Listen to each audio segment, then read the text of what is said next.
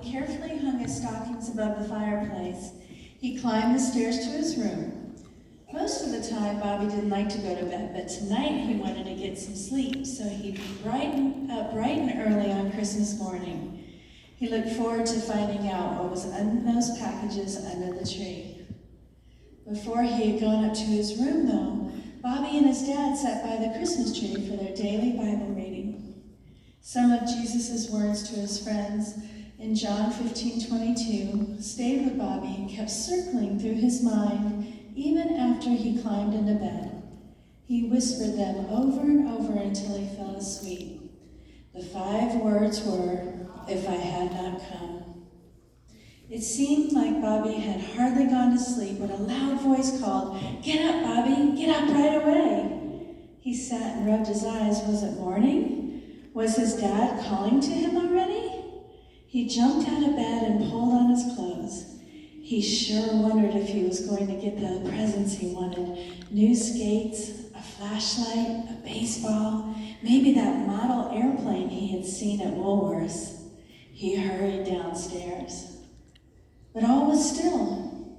No lights were on. His dad wasn't waiting for him at the bottom of the stairs, and his mother wasn't in the kitchen making breakfast. And the Christmas tree was gone. No stockings hanging above the fireplace, no wreath in the window, and no presents. Bobby ran over to the front door and looked up and down the street. He could hear the rumble of machinery from the large factory 3 blocks away. He grabbed his jacket and his cap and raced to the factory entrance, but it was blocked by a grim-looking man. "What do you want, kid?" he growled. "Why is the factory open on Christmas?" Bobby wanted to know. "Christmas," the man said. "What's that? I've never heard of it. We're very busy now, kid, so clear out. You hear me?" Bobby frowned and turned away, puzzled and even a little scared. What's going on, he wondered, and he started towards town. Bobby hurried along the sidewalk. Maybe I'll find someone else I can ask, he thought. To his amazement, the stores were all open on Christmas Day. The grocer, the barber, the baker, each of them busy with customers, and they impatiently replied to his question, "Christmas? What's that?" Bobby tried to explain it was Jesus' birthday, that the first part of the word Christmas means Jesus. But he was gruffly ordered to move on. "Can't you see we're busy?" the 5 and dime store owner demanded as Bobby turned away. Walking slowly around the corner, Bobby suddenly thought, "I'll go to church. There's going to be a special Christmas service this morning, and people will be getting there ready for it." He ran the 2 blocks, but stopped short in front of a large vacant lot. "I guess I'm lost," he mumbled to himself. He looked around, but soon decided this had to be the place. Then he noticed a large sign, and he read the words out loud. "If I had not come." The same words Dad and I read last night, he thought, amazed. If Jesus hadn't come, there would be no church, no Christmas, no Christmas carols. He wandered away feeling sad and uncertain. What can I do to celebrate Jesus' birth, he wondered, even if nobody seems to know what it's about? Then he remembered that his class had gathered up a box of toys and games to send to the children's home, so the youngsters without families would watch them have presents on Christmas morning. "I'll go there and watch them open their presents," he said out loud, already feeling better. But when he found the street where the homes for the kids was supposed to be, only the gate was left. And instead of seeing children's home on the archway, he read, "If I had not come."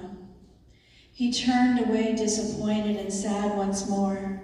He came upon an old man looking frail and ill, and Bobby said, "Hello, mister.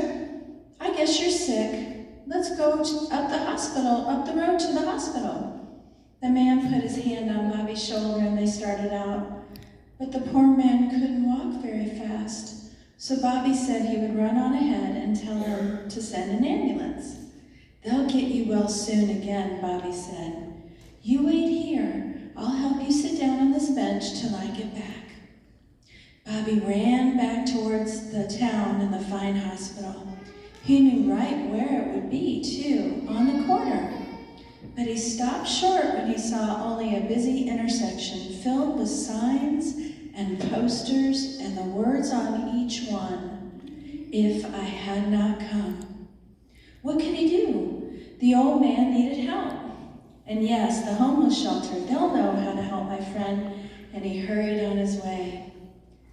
Bobby remembered that the shelter was just down the street from where the hospital used to be, and he was sure the kind people there would take in his new friend and he needed care. And when he came to the building, instead of a warm welcome and people ready to help, he saw angry faces and groups of men gambling.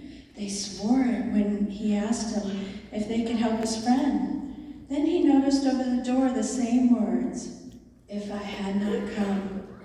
Bobby sighed. He sure didn't know where else to turn. Then all at once he knew what to do. "Oh," he exclaimed out loud, "I'll go home. Dad and Mother will know what to do for my sick friend." He ran all the way home, scrambled up the steps and in the front door. On the way through the living room, he stopped to pick up the Bible his father had read from the night before. Puffing from his run, he began turning quickly past the pages of the Old Testament to find the Gospel of John and those words, "If I had not come." But when he thumbed beyond the book of Malachi, the last one of the Old Testament, the rest of the pages were left blank. All he could see was a faint outline on each, "If I had not come." Bobby sat down stunned at the thought of a world without Jesus. No Christmas, no churches, he whispered. No place to help people who are sick, homeless, or in need. And then he heard the sound of bells, the chimes from church. Bobby exclaimed, jumping out of bed. He looked around. "Hey, I'm in my own room, and they're playing my favorite Christmas carol, 'Joy to the world, the Lord is come.'" Then he heard his mother's voice from the bottom of the stairs. "Merry Christmas, Bobby. I thought you were going to get up early this morning." Bobby couldn't help laughing, so glad it was just a bad dream. But maybe more than a dream, he said to himself. He knelt by his bed and prayed. "Lord Jesus, I'm so glad you did come. You are the very best Christmas present anyone can have.